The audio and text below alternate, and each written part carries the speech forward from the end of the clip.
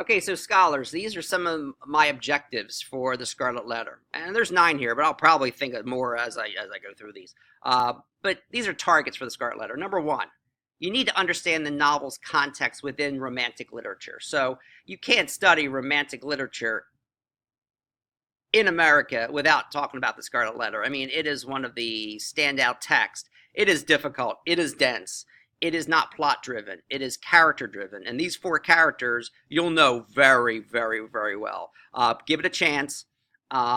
It's dense, but it's a lot of psychological insight into the different various characters. All right. Number 2, understand the cultural function of Hester. She is an archetype. All right. She's a mythic figure of the Mary figure. All right. Taking care of her young infant Jesus in a way. All right.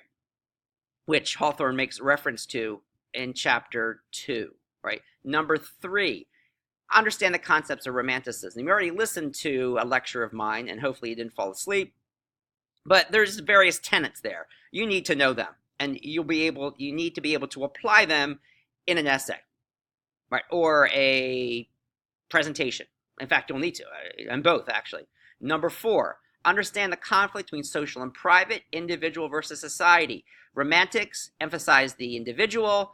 Classicists represent, or say, the society, right? So the needs of the many outweigh the needs of the few.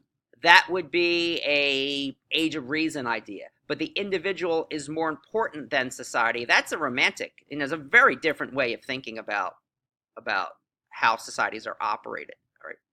Number 5, understand the idea of Hawthorne's enduring idea of this Puritan stain on the fabric of American society. Puritans did a lot for us, like the Puritan work ethic. They were very big on education, establishing Harvard. However, man, they really, really emphasized evil and sin and the devil. And so this idea of sex being a bad thing, that's so much with us today, I think. But of course, Hawthorne, we'll talk about whether Hawthorne thinks their extramarital affair was such a bad thing, or whether it's just natural 2 human beings come together the way they should come together. All right, number 6, we want to look at Hawthorne's analysis of evil. We will not see evil in Hawthorne and Thoreau. None whatsoever, pretty much. But Hawthorne, man, he is really, really interested in this, as is Poe.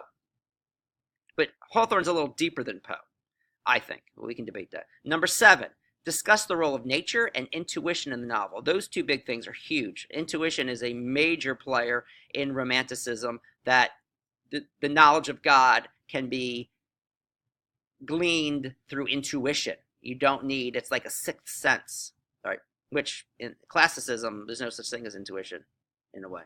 Number 8, connect the novel to other romantic literature. So you'll be comparing and contrasting Hawthorne to the other romantic writers that we'll be studying, and understand the departure from the age of reason and how this is a major change in thinking, in art, in architecture, in music, etc.